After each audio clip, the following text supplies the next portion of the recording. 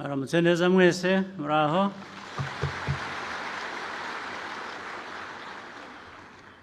Ndizera ko mwatangiye umwaka neza, kandi intego ari ukugira ngo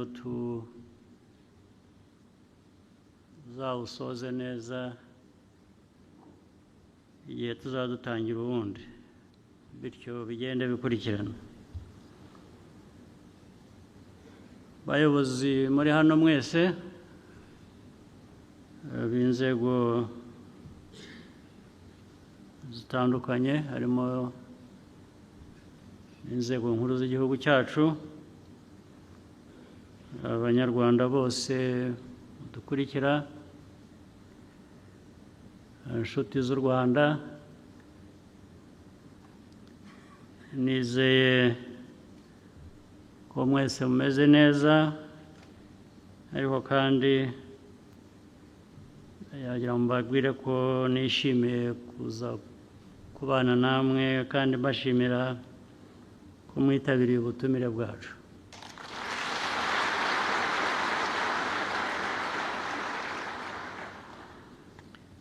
Ndagira ngo ariko by'umwihariko nshimire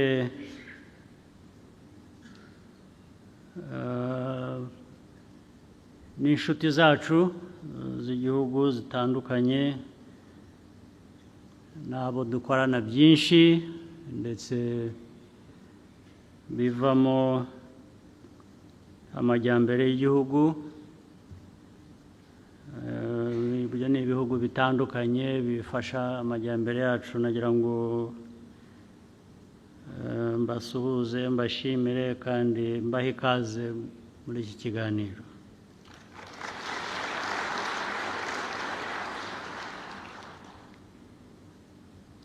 Uyu mwaka igihugu cyacu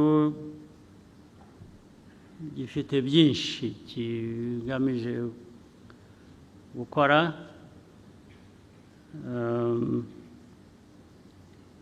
ndetse niba mwibuka, uyu ni umwaka, imyaka yihuta bibi, ibaye 30 tuvuye mu icuraburindi, abacu bishwe, twabuze batagira ingano.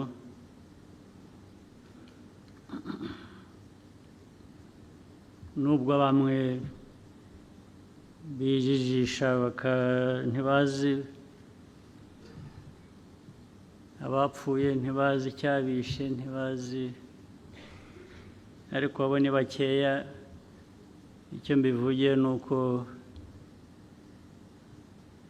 dukwiriye kujya nabyo tubyibuka ko ari icyo kiri mu bibazo dukwiye kuba duhangana nacyo. Biri mu bibazo dukwiye kuba duhangana nabyo. Ubwo rero mu mikorere yacu dukwiye kuba tubishyira imbere, kuko dukora tutibuka ibyo ngibyo ushobora kugira n'ibibazo by'uko wabisubiramo.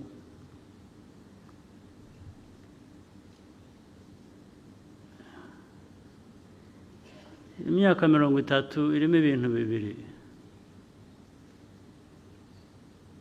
Irimo ibyo byago, ariko irimo n'igihugu guhinduka kikaba igihugu kindi dukwiye, kitari kijyanye n'ayo mateka nayo twibuka.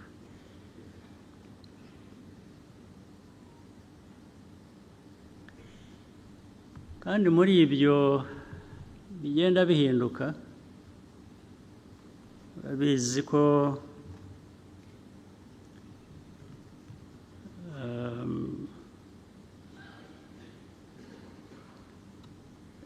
n'ubuzima bw'abantu n'imibereho n'imiterere y'igihugu, ibyo nshaka kuvuga bijyanye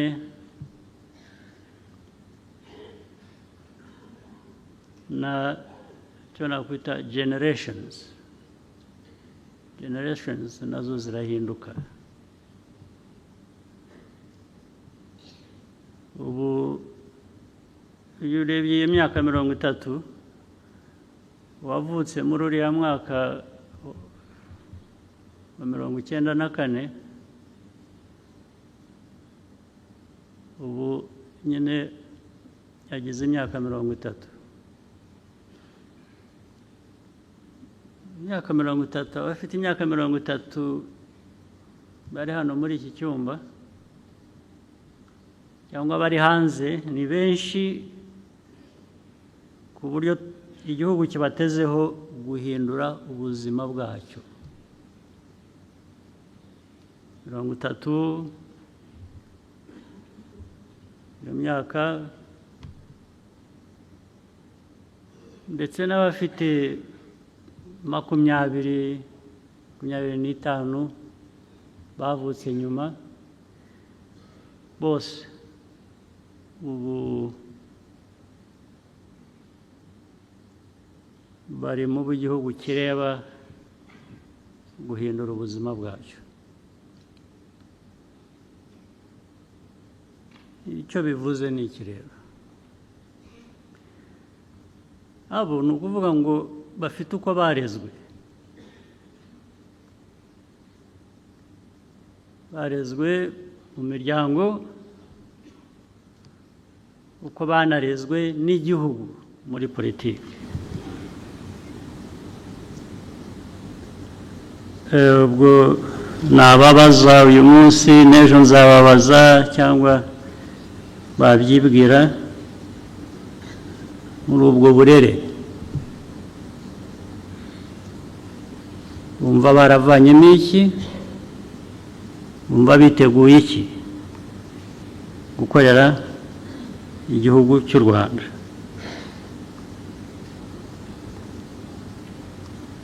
Byose rero biri kuri bo, imyifatire yabo, imyumvire y'inshingano bafite, no kumva ko igihugu ari bo kireba mu myaka yindi 30 iri imbere yacu. Bafite uruhare runini mu guhindura ubuzima bw'Abanyarwanda kurusha ndetse uko batwebwe babigenje.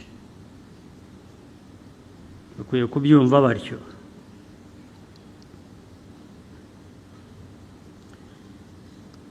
Ibigomba kurwanywa barabizi. Ibya mbere ni ibihereye ku mateka yacu.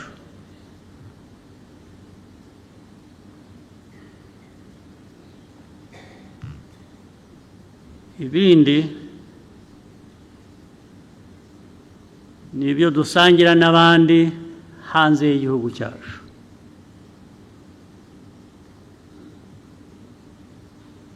Birimo imico mibi,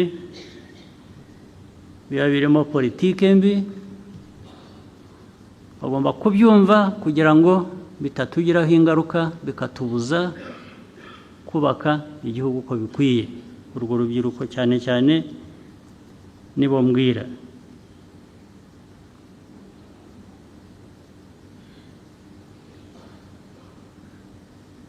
Mugomba kumva uburemere bw'inshingano zanyu nk'abanyagihugu, nk'abantu bakwiriye kuba abantu bazima, biyubaka, bakubaka imiryango yabo, bakubaka n'igihugu. Kugira ngo rero ibyo ubisohoze neza, icya mbere, nta mpamvu n'imwe ikwiye kuba iriho to be apologetic about who you are.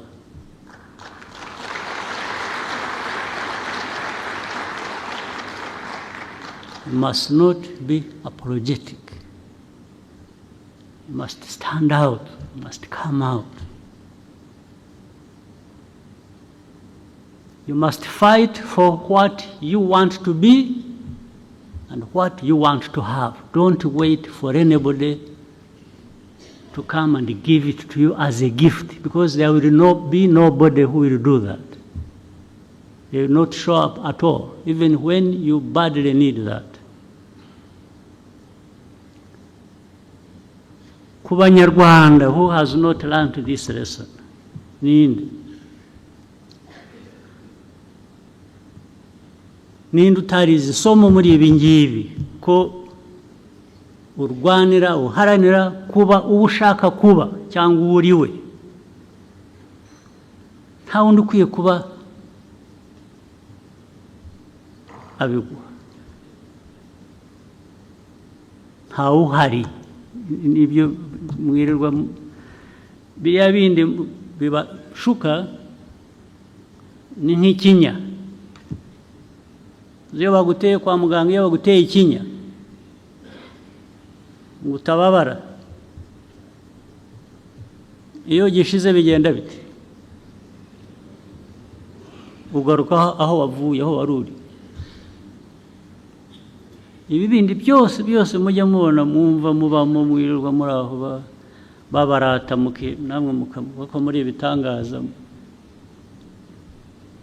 cyangwa mukiga imico yabo, bakababwira ngo ntabwo mufite values. Tugomba kubigisha values. Values? What are values?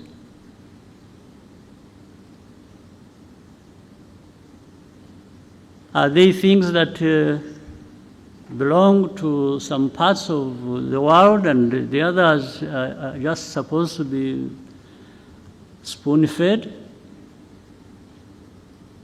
and given values to swallow or be forced down their throats?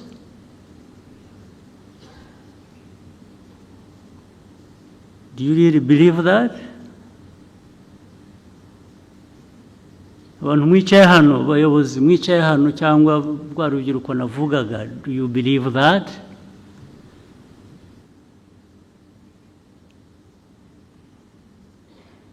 That there is that God-given right to some people to be the ones to have values and others don't have, and then these ones will perpetually teach you values? Do you believe that? So, that is one of the things that in your responsibilities, young people, generation, new generation, others to come, must understand and deal with unapologetically. Unapologetically. If you don't want to go back to where we have come from in our history, you must even really be angry about this.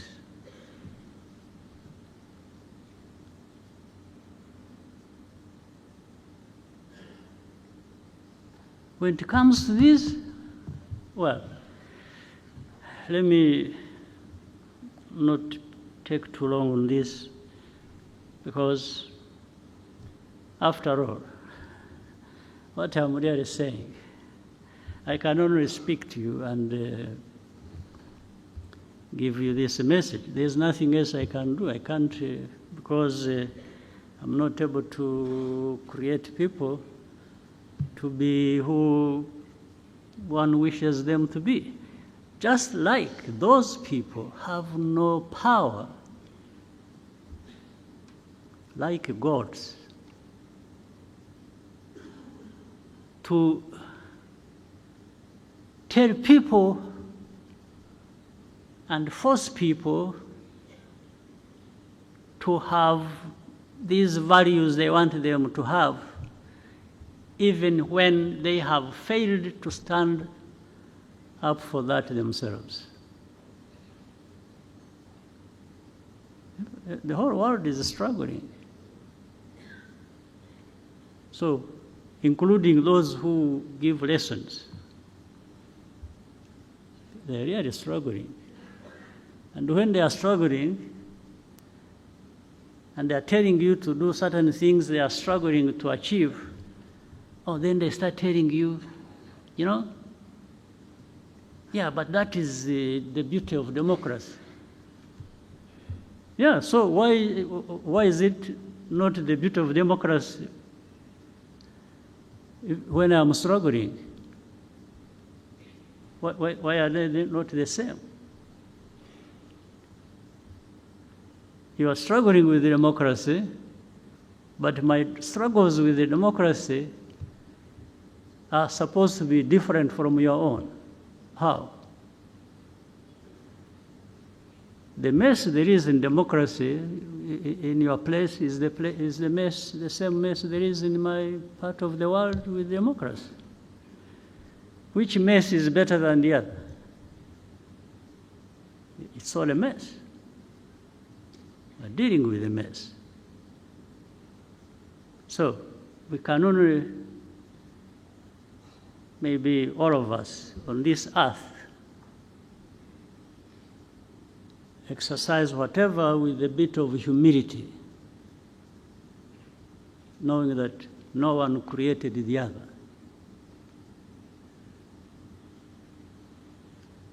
So I can only tell you this.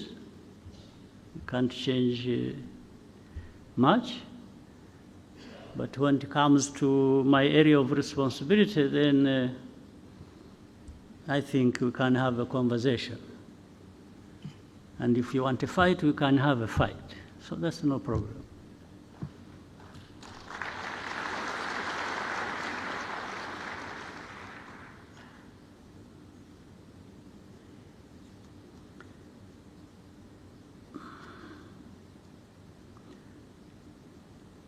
Ikindi nshaka kubabwira,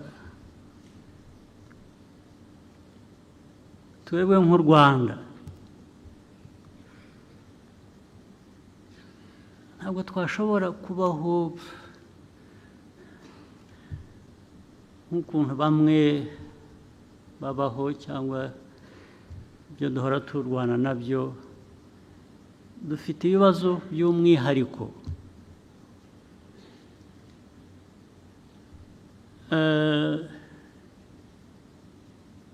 Turi agahugu gato, ubukungu bwacu ntitubufite uko twabwifuza, ni buto, ariko nta bantu baba bato.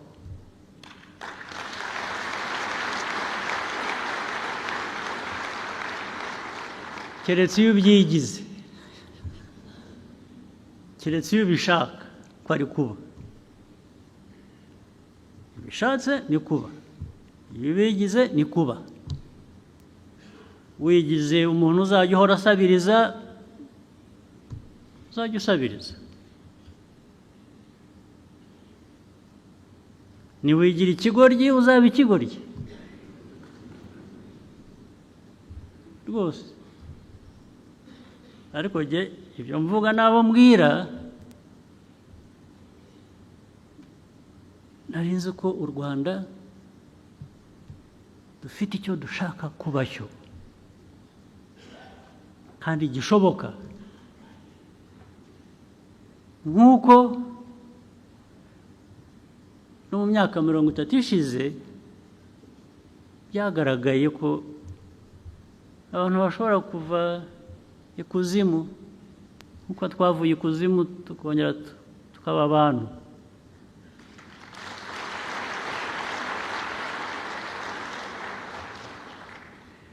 Kuva ikuzimu ukaba umuntu ntabwo bipfa kuza gusa, ntabwo bihabwa n'umuntu bya bindi navugaga, ntawe uza ngo abiguhe. Biva mu byo ukora, biva mu byo ushaka, biva mu ko wumva, uko witwara. Yari inama y'umushyikirano ibaye ya kenshi maze kugira. Numva ari ukwisuzuma, turashyikirana, turajya hamwe, turahura ngo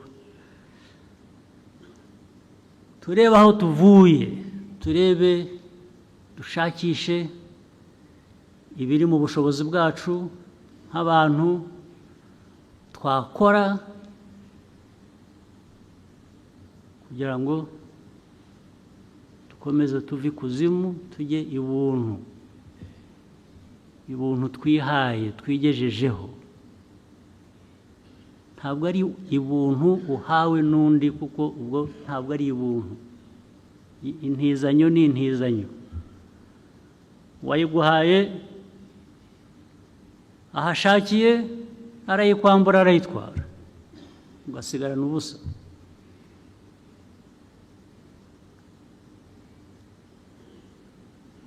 Wakwambitse, wagutije umwenda, yaje agatwara ibye, usigara wambaye ubusa.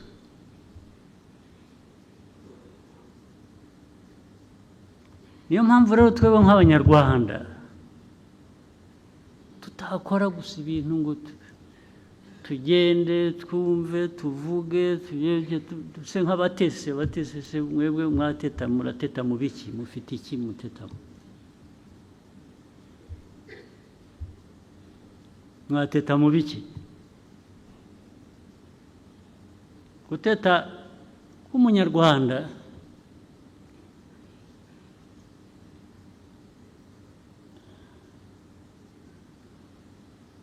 ni iki se? Ko ari nka bya bindi navugaga, n'ushatse kuba ikigoryi abacyo. Wateta mu biki?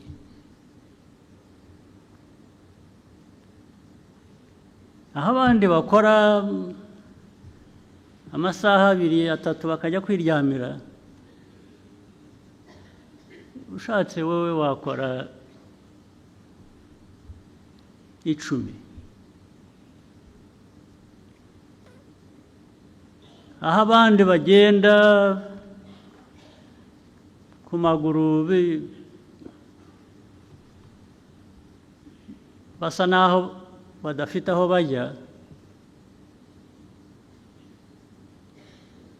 aho bagenda umunsi wose bikora ibyo, wowe ukwiye kuhagenda amasaha make. Yawe narangira ukora ikindi. Niko ibi mvuga ni uko u Rwanda ruteye, sigiye warugize uko ruteye, ariko turarufite uko ruteye. Tugomba kurutwara nk'uko ruteye. Ibyo rudusaba nibyo dukwiye kuba turi, ibyo twaruha ibyo rudusaba.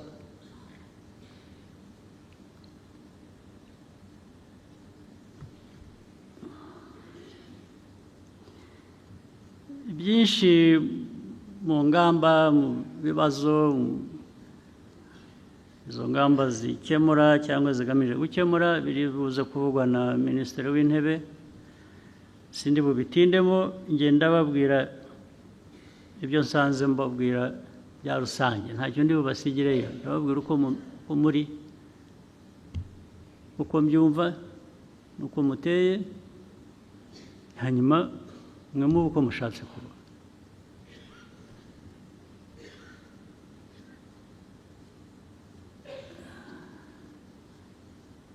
Niba tuza hano rero kugira ngo tubwizanye ukuri, turebe aho tuvuye, turebe aho tujya, duhore tuve mu, dushobore kwihuta gukora ibikwiye kugira ngo bijyane n'icyo dushaka kuba twahisemo.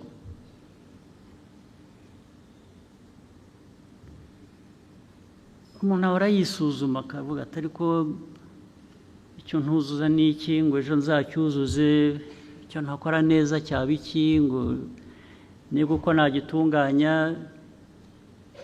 uko bikwiye kuba bimeze. Tuze rero gusuzuma, tureke kuvuga gusa ingamba n'imigambi dufite aho tujya, tuze kubwizanya ukuri.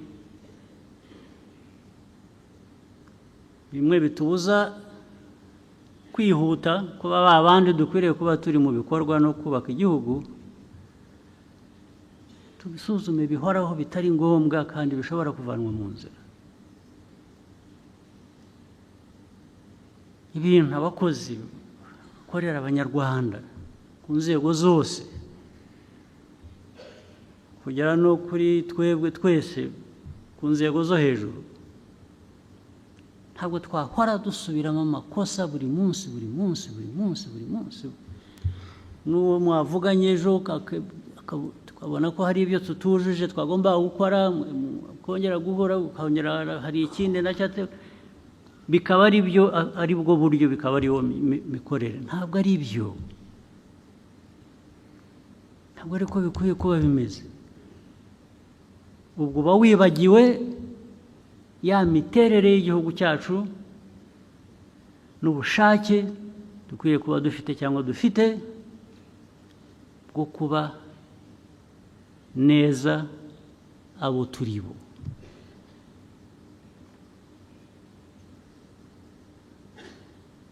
Inzego zose urabaza iki bakakubwira, ariko se ibyangombwa bihari ko twavuganye ko ibikwiriye gukorwa ari ibi, habaye iki? Gatangira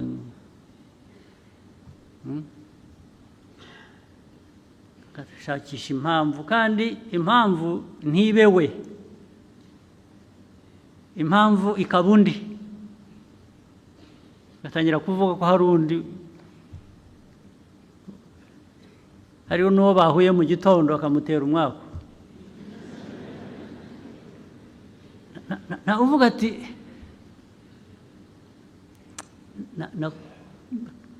nakoze ibitari byo, ntabwo nzasubira, kandi koko ngo ejo ntasubire. Nk'abantu, ikiremwa muntu gikora amakosa, ibyo ntabwo biyobewe, ariko nabyo turabizi. Iyo uhora ukora ikosa rimwe urisubiramo, hagomba kuba hari ikindi kibazo. Ntabwo bikiri ikosa ry'uko uri umuntu, byabaye ikindi.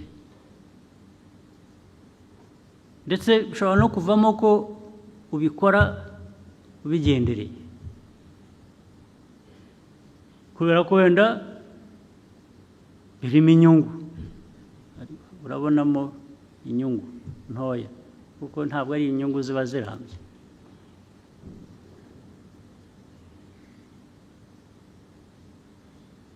Niba ari ibijyanye na corruption, niba ari ibijyanye ejo bakaguhana, ejo ukongera bakagufatira ahandi, urongera ushakisha. Buriya bivuze ko mu byo bimwe utuzuza haba harimo inzira iguha icyo wita inyungu, bigasa nk'aho wakoze ikosa, bigasa nk'aho wibagiwe, bigasa nk'aho kuko byo kwibagirwa cyangwa gukora ikosa biri innocent, nta cyaha. Umuntu gukora ikosa nk'umuntu ubundi nta cyaha kirimo, birumvikana ushobora gukora ikosa.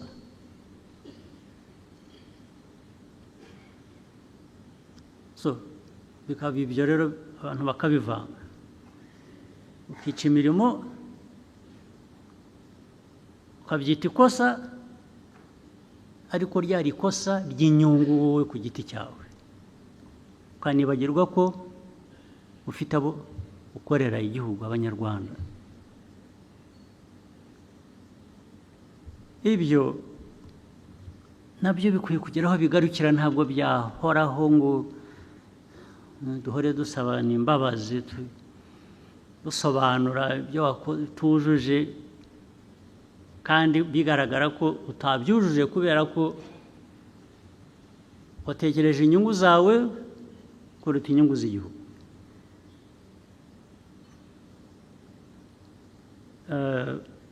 Muri uyu mushyikirano rero mu byo tuganira, ubwo turaza kubona umwanya tuzaba tubwizanya ukuri ku bintu bimwe even biri by'umwihariko biri specific. Ugomba gukorana ngo n'inzego zigomba kuzanya, ni system yose igomba, ntabwo igihugu cyatera imbere abantu badakorana batuzuzanya.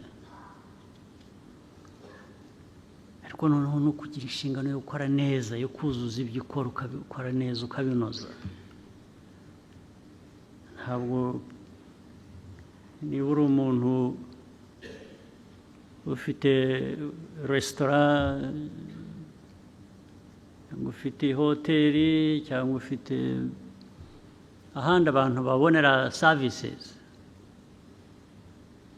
ntabwo hahoraho ibintu biraba bigira bityo bibi. Ibyariho imyaka 15 ishize nabyumva, abantu bari bagishakisha bubaka, ariko ubu ngubu mu mwaka ubaye wa 30, ariko abatanga serivisi mbi ntabwo aribo bafite ikibazo gusa, n'abazihabwa bamufite ikibazo. N'abahabwa services mbi mukazishyurira mukagenda rwose, ukajya mu restaurant ukakugaburira ukagira food poisoning, ugataha ukajya mu hospital bakakuadmitinga rwose bagushyira ku drip, bwacya ugasubirayo.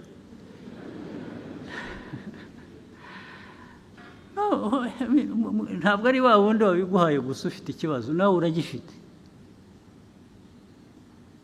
We wemera guhabwa ibitari byo ukabyishyurira, ndetse ejo ugasubirayo, ugomba kuba uri umurwayi kabisa. Ahubwo ibyo iba ari byo mwageraga kwa muganga, hagomba kuba hari ikibazo. Ariko kuki ibintu uko bishoboka, kuki bitanozwa byose? Hari utanga serivisi, kuki atatanga serivisi neza? Ikiba kibuze ni iki? Mutima gusa muri wowe ntabwo wahindura, ntabwo wahindura uko umeze, birakunanira. Kubera iki? Ari wowe ugenda gusa bakaguha ibyo baguhaye ukagenda, nawe ufite ikibazo. Wowe kuki utabaza umuntu utari ku ibi ni iki? Dukorera iki ibintu bimeze bityo? Ndetse ukabivanamo urubanza. Kuki ibyo tuvuga bidushaka kuba icyo kitarimo cyangwa kitagaragara ko gikorwa? Ukubera iki? Kuki mwabyemera mukabana nabyo mukicarana nabyo ntihagire igihinduka? Ukubera iki? Ibyo rero ndizera ko nabyo kuko kandi nk'igihugu turakeneye byinshi, turashaka gukora byinshi, turashaka gukora ibintu bituma abanyarwanda bishimira ibyo bahabwa, ibyo bakorera, ibyo bishyurira, ndetse kandi binahenze rimwe na rimwe. Ariko turanashaka ko tuba igihugu kizana amahanga kaza hano, kuko niho hava ubukungu uzamura kuri bimwe tudafite dukeneye. Wese abantu bazakugana bakuziho utuntu turi aho tudasobanutse, bazakugana bati ko isi isigaye ari nini, abantu bajya ahandi akaba ariho babikura, wowe bakakwihorera. Nibyo mushaka? Izo ntego ntabwo ari zimwe. Rero ntabwo waba ushaka bakugana kugira ngo bifashe ubukungu bwawe, ariko nujya mu bikorwa ntibibe byiza, ntibinoge. Ubu ni ukuvuga ngo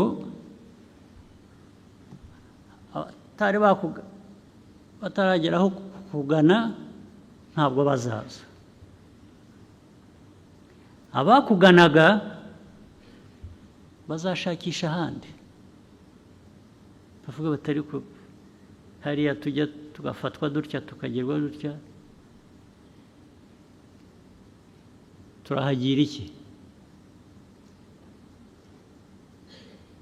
Mwakora mutyo mute n'abayobozi bicaha namwe bakabibakora mureba,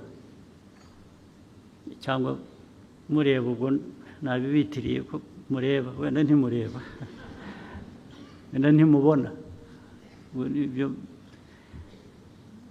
nari batwerereye, nari nzi ko abantu bose bakwiriye kuba babona ubundi, ariko icyo ubona gikwiye kuba gifite icyo kikubwira, ni cyiza cyangwa si cyiza, nk'uburyo bworoshye. Ibyo rero bigomba kuba mu byo tugomba guhindura rwose, kandi dushoboye kubikora vuba, kuko nta kindi bisabaga. Ntabwo bitegereza imfashanyo ziva mu bacuti bacu bimwe baduha imfashanyo, nta aid bikeneye rwose, no donation, no grant, nothing. It's just in you, biri muri mwe. Nimutabi yivanamo muzatakaza byinshi bitagira umubare. Kandi iyo byagiye, iyo wagiye ukipfusha ubusa ukigira utyo bikagenda, kubigarura bizakugora. Niyo wabitunganya noneho ukabiruka inyuma uvuga uti bya bindi byaratunganye nimugaruke, ubahebe, ntabwo bazagaruka. Niyo mpamvu mukwiye kubifata nk'ibintu biremeye. Izi nama ziba hano, abantu bava hirya no hino, ni ukuvuga ngo hari akantu bababonamo. Ako kantu rero mugakuze, aho kugira ngo kabacike,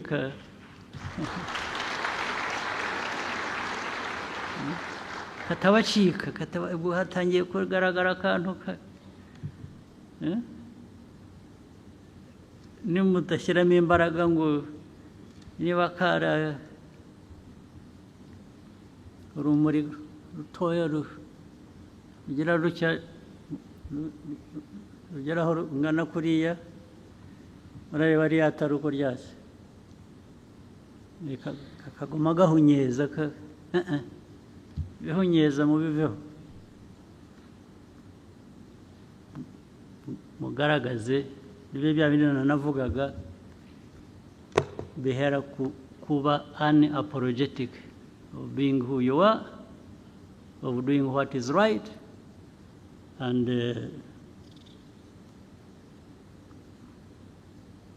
going forward.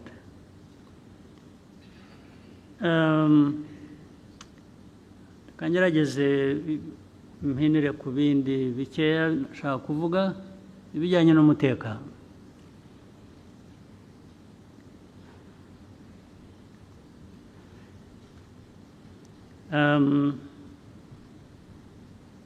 Naratangira kujya bijyanye n'umutekano birambuye, kambanze mbabwire ikintu kimwe. Uru Rwanda rwacu, naho tuvuye, naho dushaka kujya,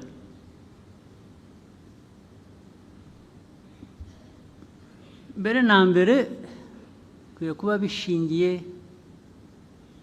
mu banyarwanda, mu Rwanda, mu mitima yacu.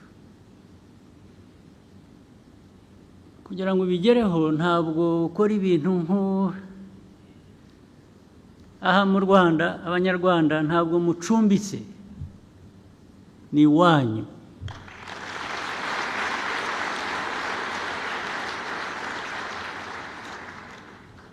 Gukora ibintu udakoze ibirenge hasi uvuga uti ejo ntawamenya. Ntawamenya nuko erega ndababwira nuko mutumva.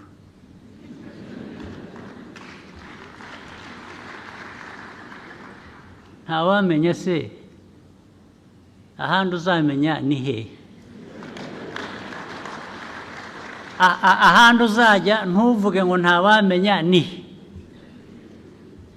Ko nabonye basigaye babahambiriza bakabatugarurira hano. Basigaye bahambiriza abantu bakabasubiza aho bavuye. Ubu namwe rero mwirwe mugera mutya, narabibabwira ngo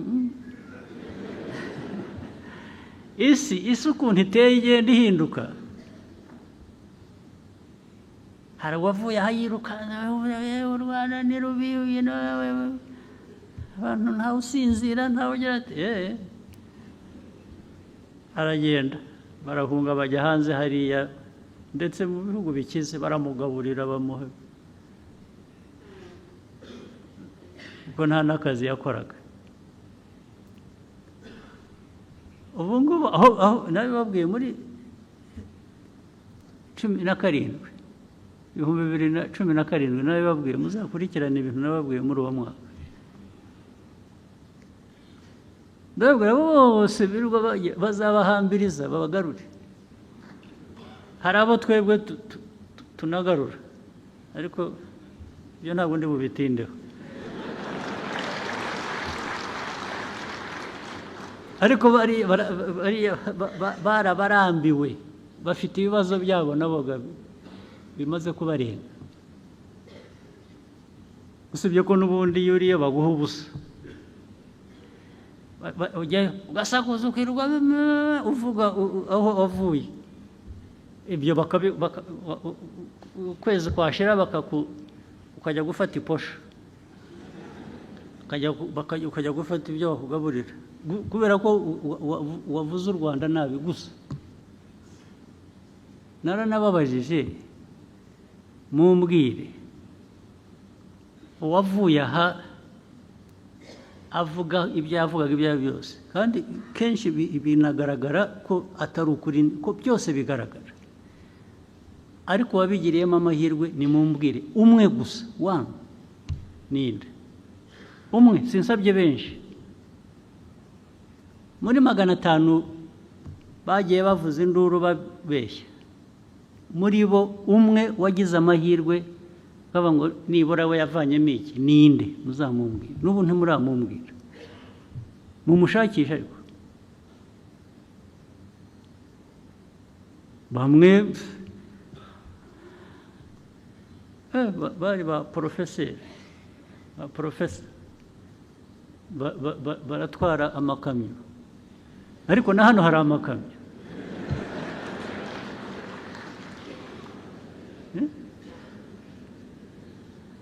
Ugahunga igihugu ubeshya, ukajya muri Amerika gutwara ikamyo gusa, ariko ukishima ngo uri muri Amerika. Muri Amerika urishimye kuko yaguhaye ikamyo yo gutwara itari iyawe.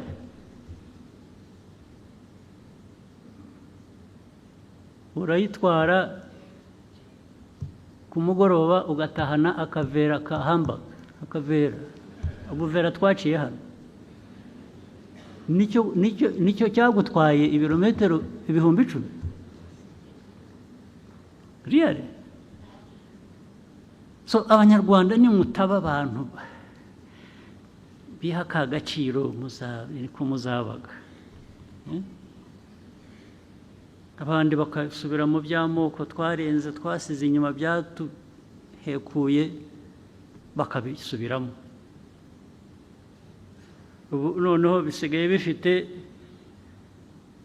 mu karere ababishyigikiye. Hano muzi ko dufite hafi ibihumbi 100 y'abanyekongo nk'impunzi, hano ibihumbi 100. Muri izi ntambara z'ejo bundi hamaze kwambuka nk'ibihumbi 16, bisanga 80 n'ibindi bisanzwe hano. Barabizi, abantu bose barabizi, bazi n'ukuri, kubera ko muri ibyo bihumbi 100 hari ubwo bijyaye bitya rimwe mu mwaka umwe, ibihugu biteye imbere bimwe bifite values z'igitangaza bakaza bagakuramo nk'imiryango 5 mu bihumbi 100 bakayitwara. Ubwo bakemuye ikibazo.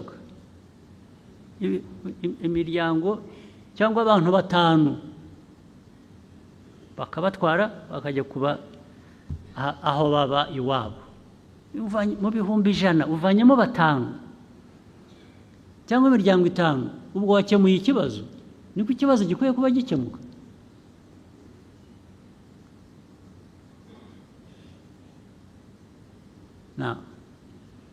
Mu karere rero urabizi bya hate speech, zirwaho zigamije iki? Hate speech, what place should these people who propagate hate speech, what in this world, what role are they playing really? To produce hundreds of refugees, hundreds of thousands here in Rwanda and in the neighboring countries. In Uganda, I think there are about 300 or 400,000. And to the world, this is normal.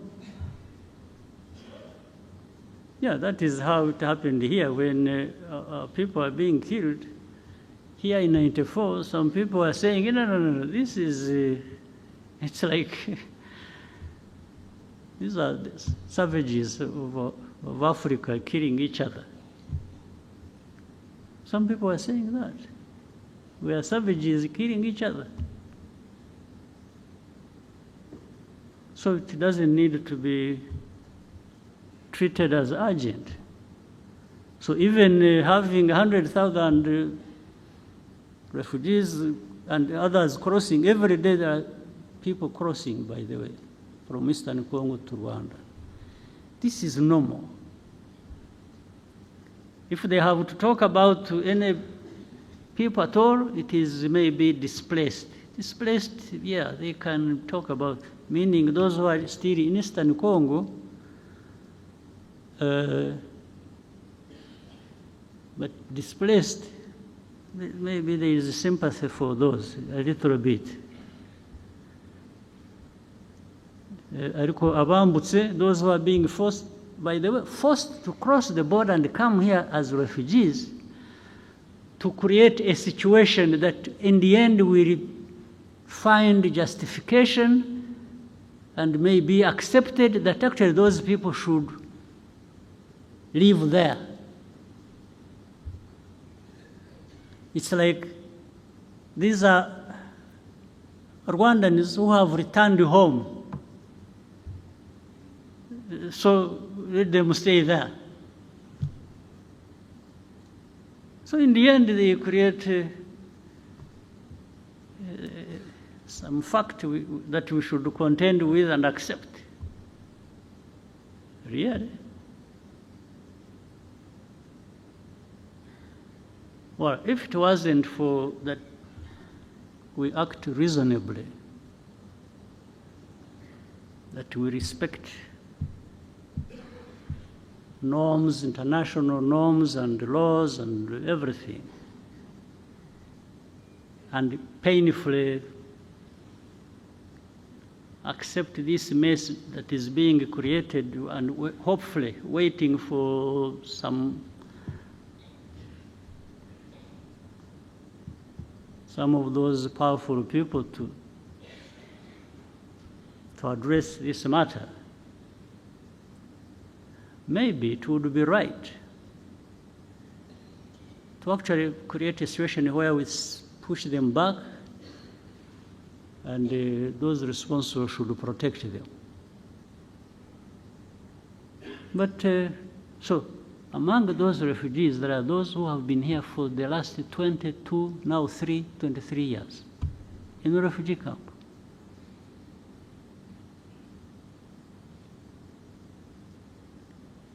Those are like the years I spent in a refugee camp myself. So I know what it means. Myself, I spent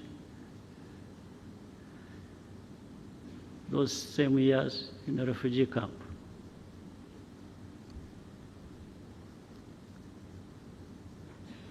So, who is in charge of what? In this world, who now does what? Now there comes the Eastern Congo conflict as such. One, you try to do some research, do some inquiries, you do some intelligence. Rwanda did not in any way create this war that is happening in Eastern Congo. For me, I'm giving you a fact. Go and investigate and prove me wrong. Rwanda never got involved in starting this fighting that has happened in Eastern Congo. But with time, there has been an effort to actually make it our war. That we are the ones who started it. Over time, this is what has happened. Now, using what? If you see the combination of hate speech and the displacement of these people, you come to understand what actually was behind it. Maybe somebody thought they were being smart, and they thought that was the way to end the M23 problem, which was there in 2012, because there is ethnic cleansing, pushing these Tutsis to Rwanda, to belong there because that's where they belong. And Kagame is a Tutsi, he's the president of Rwanda. Let them go and join their president. This is what is behind it. One time we had a meeting and we were having an argument with the leaders. And of course there was a contradiction in some of these people's argument. I asked specifically, I said, and that's that one responsible for Congo.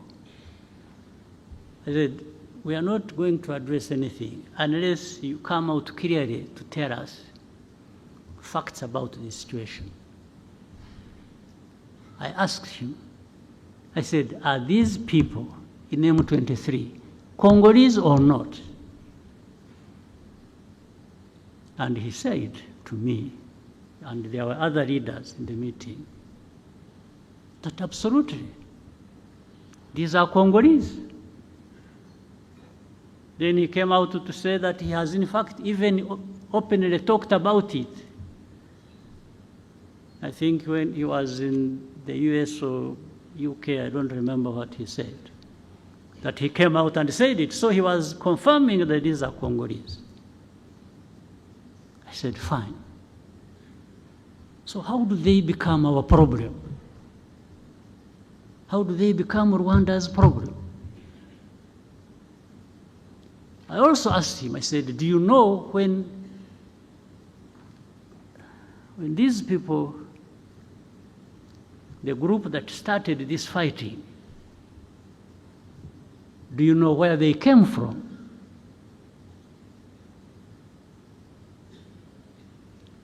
In fact, before he answered, the president of the country where they came from is the one who said it. He said, yeah, no, actually they came from, this man refused to solve their problems, and they decided to cross the border and go back where they belong. So then I asked him again, I said, so how do you keep associating Rwanda with this problem? I even asked him, I said, why did you the other day bomb our territory? Because they had been sharing with artillery, heavy artillery across the border onto our territory in Kinigi. There are people here who know it. I said, why? What are you doing? What do you want? And he just said, no, but this, they should go back. I said, go back where? Those who came here, they were about between 500 and 600 when they ran away on 2013. There are those who crossed and came here, about between 500 and 600 fighters with their arms. What we did, we put them in a camp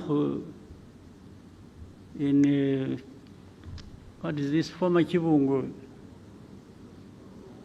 Ngoma areas. That's why I put them as refugees. And we removed the arms, actually handed back the arms to government in Kinshasa. This they know, they can't even deny.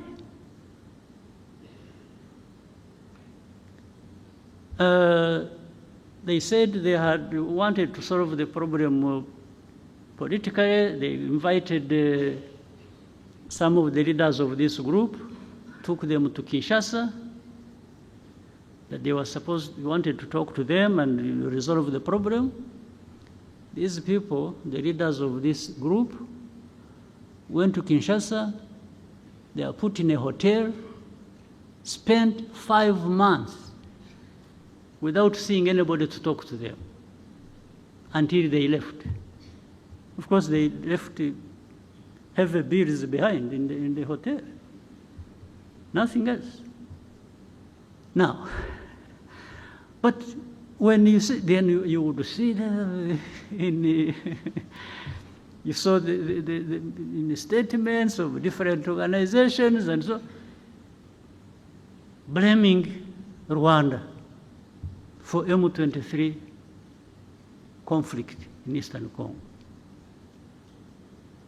I cannot tell you the reasons exactly why that would be happening. Now, but I would ask people so. You may associate us with M23. You may blame us for everything, M23. What do you say about FDLR that is in Eastern Congo for the last 30 years, more or less? I thought even the forces, the UN forces that were put in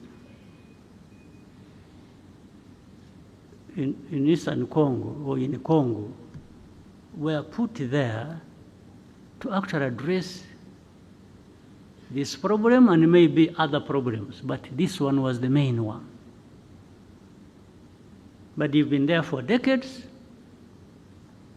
It has been so costly,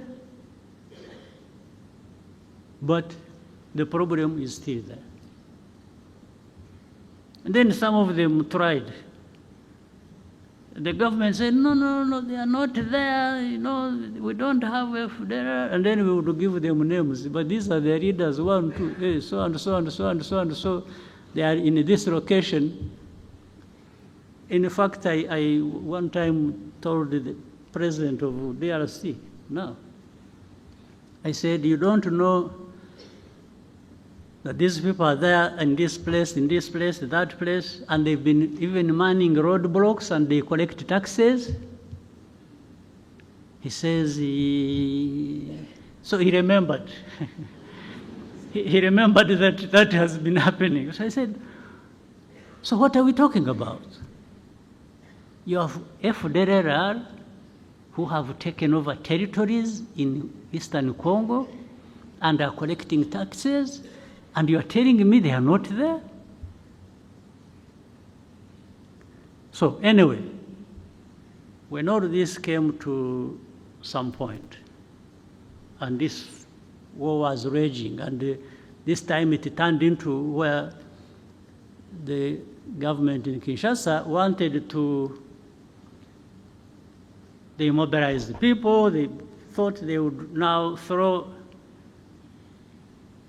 M23, push them into Rwanda. And this still remains, by the way, the aim. This is the goal. So I told our friends, these powerful friends of ours, I've even said it publicly, when it comes to defending this country that has suffered for so long and nobody came to the help,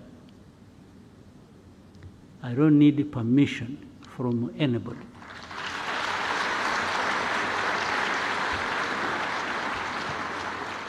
To do what we have to do to protect ourselves.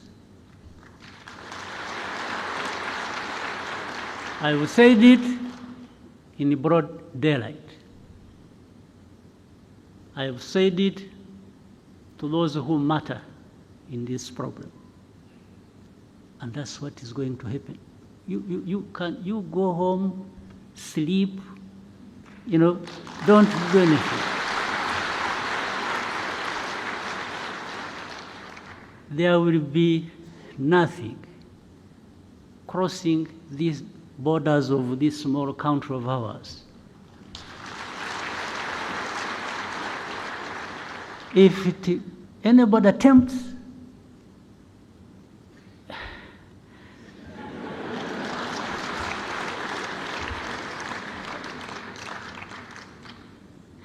so ntimugatinye ibitumbaraye.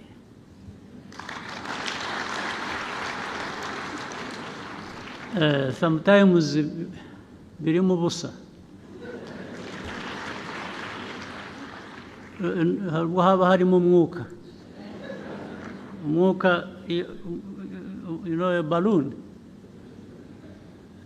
A balloon, you need a needle. Just ibyari birimo ukayoberwaho bigiye. Ntimugatinye ibitumbaraye. And I'm saying this, not only that. Ikindi nuko, where we have been, 30 years ago, there is nothing worse that can happen to us.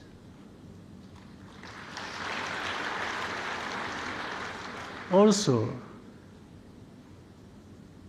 that means if you ever put us in a situation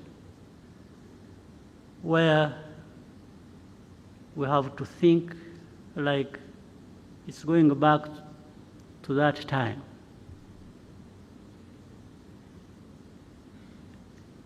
then we have nothing to lose. We will fight like people have nothing to lose. And somebody will pay the price other than ourselves.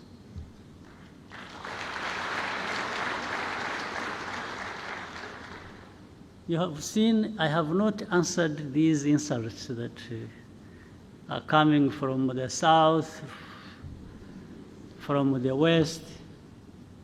Those ones don't kill. So I cannot go, that's not us. But they learn something with time. They learn something that they made a big mistake. Absolutely, a big mistake. That's why I was telling the young people, happily who seem to be like in those years when we were still young. I've seen our young people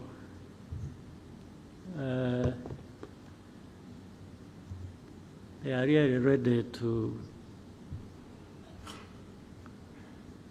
fight for and defend this country.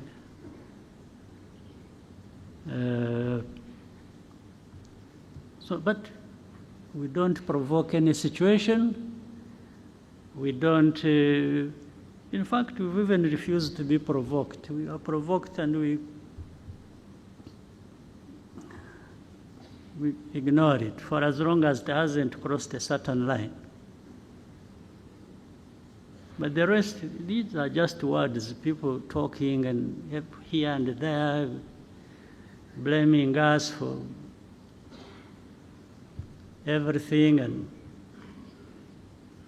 making us carry our own burden, but also other people's burden. No, we carry our own burden.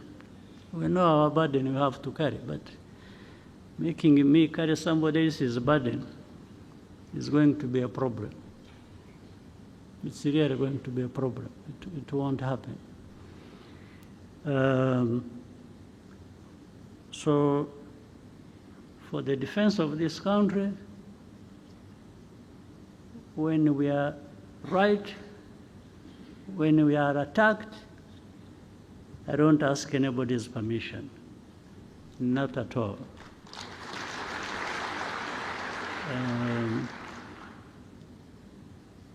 So the country is safe, is secure, and will always be.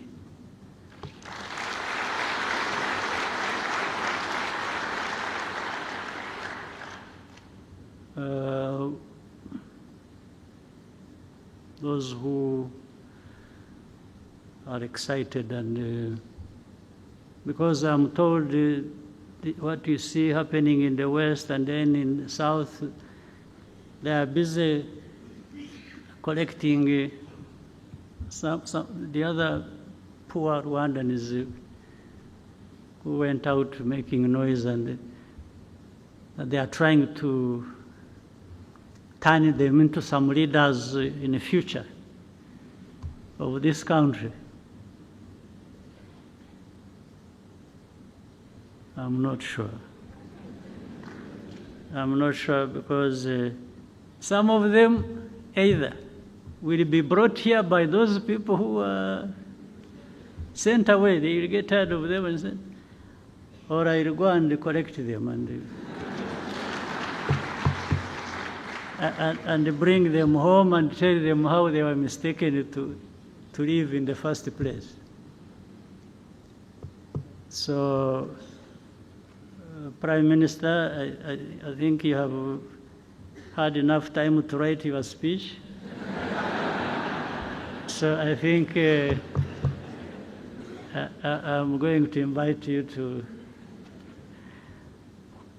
So I wish you a good year. I wish you happy life and many years ahead. So asanteni sana.